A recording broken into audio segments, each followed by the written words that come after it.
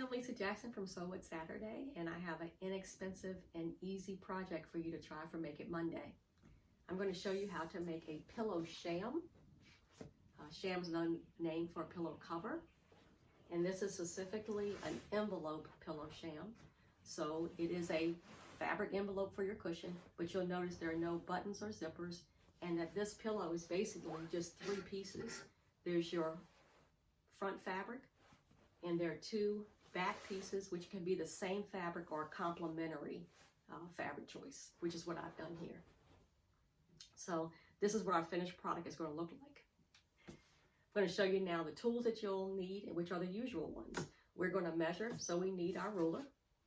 We're going to cut, so we need our scissors, and ideally they would be fabric shears that have a nice little straight edge. Helps you cut in a straight line. You can pin or clip. I like these little wonder clips here.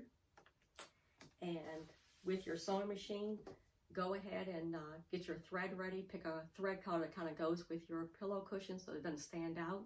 I picked this dark blue that goes with my fabric choice.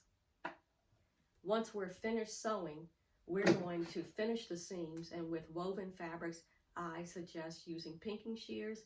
Not only does it give a nice little zigzag finished edge to the cut edges of your fabric, but additionally it'll reduce fraying.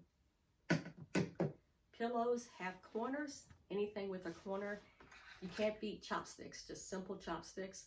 They're wooden and they're kind of a rounded edge, so they won't go through your fabric, but they'll kind of nudge out your corners so they're nice and pointy when you're done. And an iron. This is a craft iron, a little bit easier on your wrists, but you can use a regular iron, of course. Those are your tools. The next thing we're going to do is your supplies, which is just fabric and cushions. So for this, I'm doing a little upcycling here. These are some older pillows of mine that just sat on the sofa. They're perfectly fine, but the fabric is starting to fray, and I really just don't kind of like them anymore. So I want to reuse them to the degree that I can. And you'll notice for a lot of cushions, they have a zipper or some other kind of opening, and this cushion is in fine shape. So I'm going to use that cushion, and the size of my cushion dictates your fabric piece sizes, as you can imagine. So this pillow is a 15-inch square.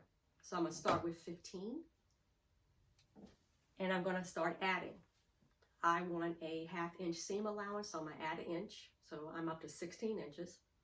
And then I'm going to add another inch because I want to add a little detail called a flange. And I hope I'm pronouncing that right, but it's just a kind of an extra border around that. Not only does it kind of hide your seam inside your pillow, but additionally it kind of gives it an extra detail, which I like to do. So that being said, I know that my front piece is going to be 17-inch square. So I'm going to go ahead and cut that out. And here's my square here. And now we're just going to do the two back pieces. A little bit of math, but not too difficult. So my width is going to be the same. It's going to be 17 inches. But I need these back pieces to kind of overlap and give me an opening to put the cushion in. So for those, roughly, what I do is about half the width of your front piece plus 4. So 17 inches, about 8 inches, I added 4. So these are 17-inch width, and they are 12 inches for the length of them. And you can take those measurements and kind of tweak them depending on the size of your cushion, right? Give or take 1 inch for 18 inches or 14 inches or what have you. So the next thing I'm going to do is prepare the back pieces for sewing. And here's where that folding comes in. That doesn't need to be perfect. I'm going to roughly fold down about 1/4 inch and then fold down another 1/4 inch to give me a little bit of a hemmed edge. That does not have to be perfect because they're just going to overlap each other, right?